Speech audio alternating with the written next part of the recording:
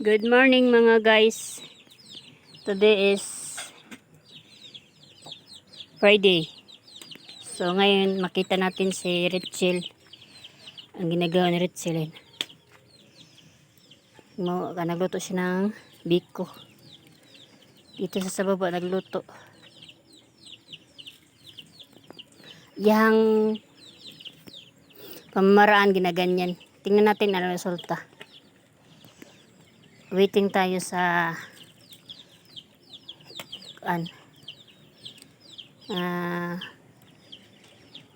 pagluto. Tingnan natin kung masarap, maganda. Kasi ganyan ang style daw nila. Excited ako pagka yung biko ba na pina-crunchy style. Naawas na. Pato ko be. Pato.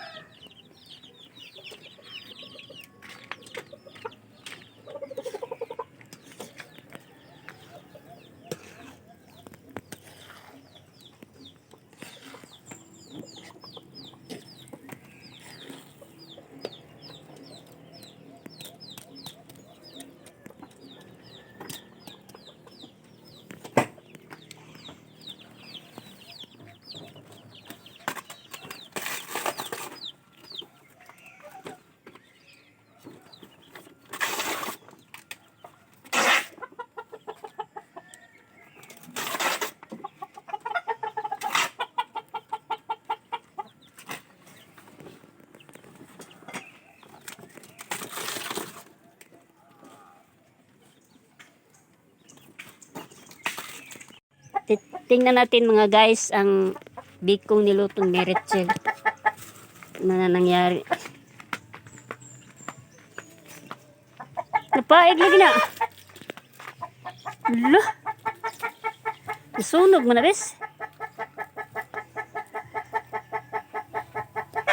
Di ka nahilaw? O sa may bikos niyo de. Dito mga biko nasunog sa ibabaw. Kaya yaman ginawa niya, nilagyan niya ng yero. Tapos may apoy sa ibabaw. Ayan, tapos lagyan dahon. Pero biko to nga yung pinauga ba? Natuyo. Ito. Luto na? Ano na? Mga guys, nag-plaster ng dahon saging. Ano kayang gagawin dito? Iyan, binigay ng kapitbahay.